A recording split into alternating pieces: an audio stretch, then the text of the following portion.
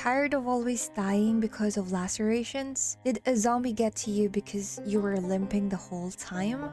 If you want to survive long in Project Zomboid, you're gonna need to arm yourself up with first aid knowledge, so here's the ultimate first aid guide you will be needing as of build 41. Now to treat yourself, you have to access the health panel by clicking the heart icon on the upper left side of the screen or by pressing H. Right-click on your body or the text if you have injuries. You can patch other people up by right-clicking on them and selecting medical check. Treatment will require you to have certain materials, but the most basic ones are the ripped sheets and bourbons. You can get ripped sheets from items like curtains and certain clothing. Now here are the types of injuries you may sustain in Project Zomboid with their causes and treatments. Scratch. This happens when a zombie scratches you, you smash a window, or you clumsily vault over fences or low obstacles while running or sprinting. The list goes on, but in order to treat them, you must apply a bandage to stop immediate health loss. But watch out, if the scratch came from a zombie, there's a 7% chance it could lead to zombification and spell game over. Laceration.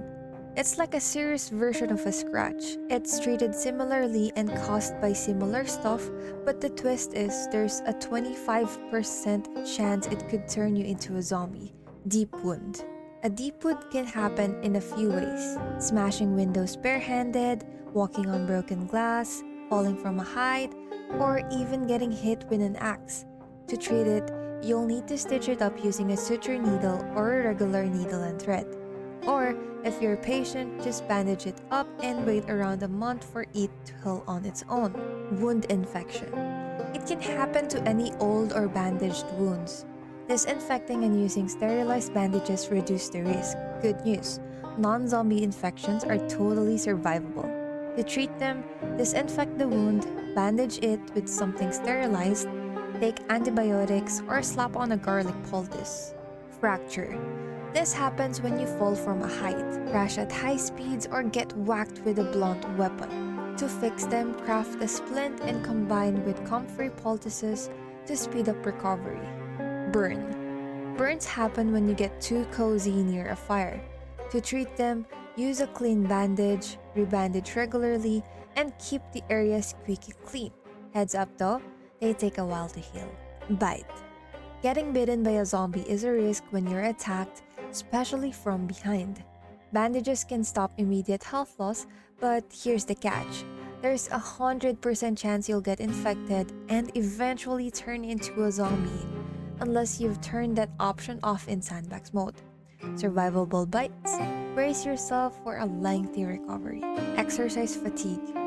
Exercising builds up stiffness, leading to it, causing pain in specific body parts depending on the workout. Arm fatigue means weaker heats and slower attacks, while leg fatigue makes movement clumsier and slower. To shake it off, you've got to wait it out. Consistent workouts delay its onset. Lodged bullet or glass shard. Getting shot or encountering broken glass can lead to foreign objects in your body. To treat them, you'll need to remove them first, either with tweezers or your bare hands. Once removed, treat it like a deep wound. Disinfect with a bottle of disinfectant, stitch it up with a suture needle, then bandage it. Sickness.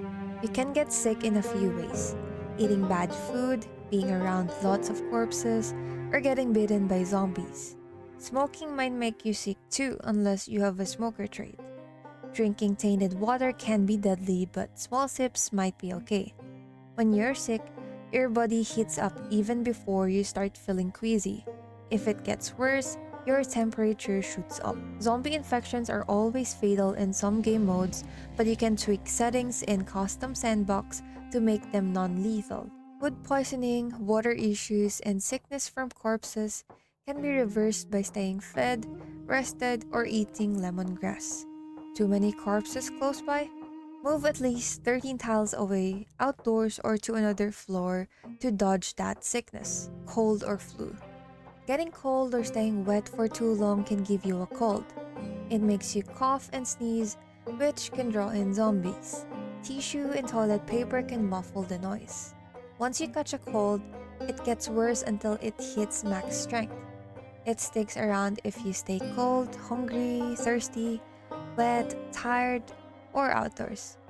To shake off a cold faster, stay indoors, eat well, rest up, and steer clear of wet or cold spots. Consuming common mallows helps too. Back injury. If you carry a super heavy load, your movement slows and your health drops gradually to 75%. It won't go lower unless you unload some stuff. But watch out, you're more prone to other injuries. Sitting down stops the health drain, whether you're on the ground or in a vehicle.